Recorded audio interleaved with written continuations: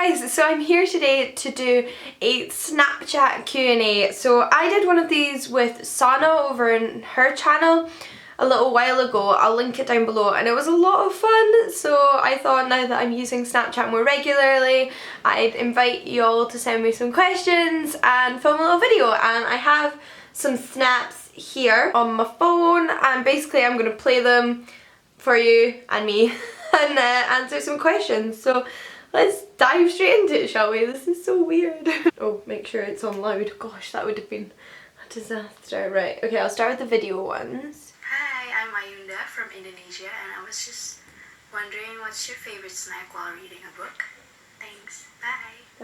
That is a good question. That is such a good question. I'm a crisp person, or chips if you're in the US. I don't know what people call them other places, but when I'm reading I do like a bag of crisps, particularly Knick Knacks, which are like a weird brand of crisps in the UK, which are just delicious. Other than that, a good cup of tea or coffee. Ah, this is so much fun. Okay, next one. Hi Jean, my question for you is, what is your favorite book you read when you were 16 years old? Thank you. 16.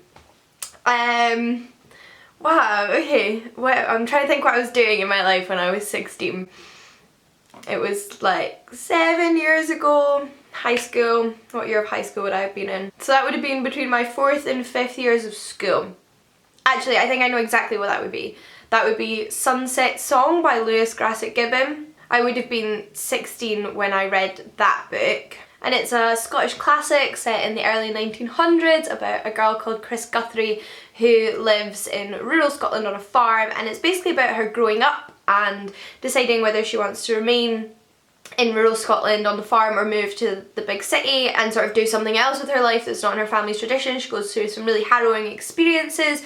The First World War occurs in her lifetime, and it's just a wonderful, wonderful coming of age story about a young woman finding herself. She's such a strong, independent, identifiable, emotive character, and for it being set such a long time ago and written such a long time ago, it doesn't feel outdated. It is such a wonderful story, and I would highly recommend everyone going and picking it up. Okay, next one.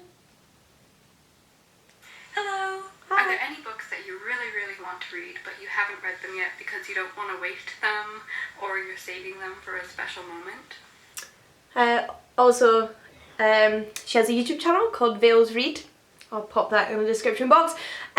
Yes, Terry Pratchett books. So as you all know, I love Terry Pratchett. I can't remember exactly how many I've read, but I've read more than half of his Discworld books as well as some of his non-Discworld books. But I very consciously tried to space them out, and have never wanted to read them all in one bulk together quickly.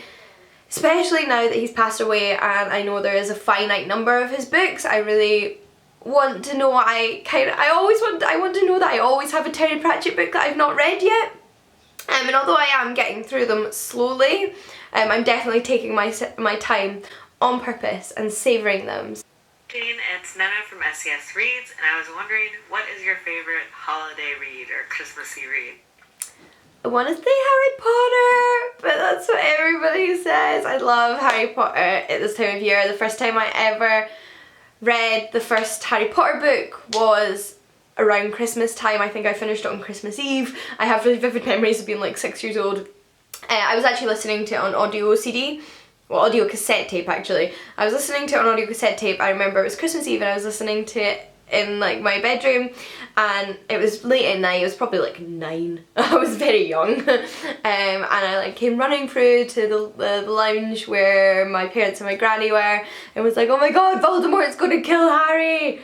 Like at this point in time the second book had already came out, but my young brain could not process that Harry probably didn't die at the end of the first book. Other than that, I would highly recommend A Christmas Carol by Charles Dickens and Hogfather by Terry Pratchett, which are two very different books but have kind of Christmassy themes. Aha, the next one is from Nicola of Robotnik.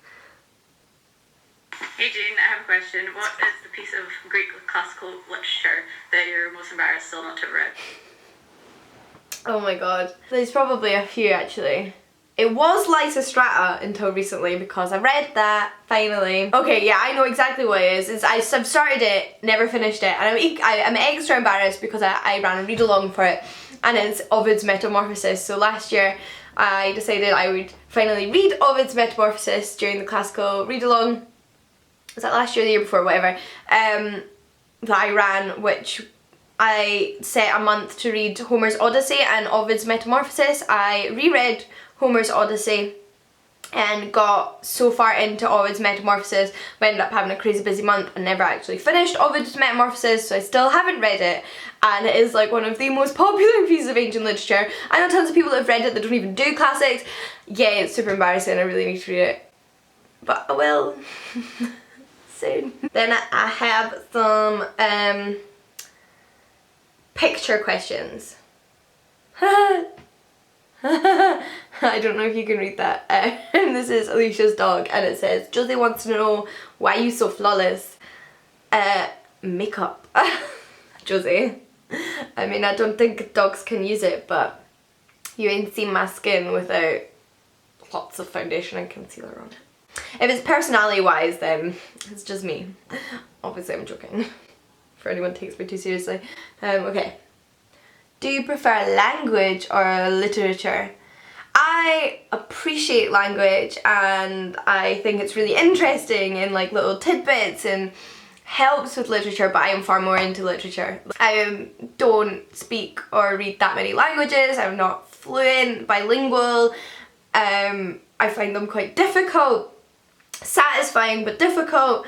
And when it comes to literature, I have my own opinions and my own thoughts and things like that. If that makes sense. So like language is more like a tool for me.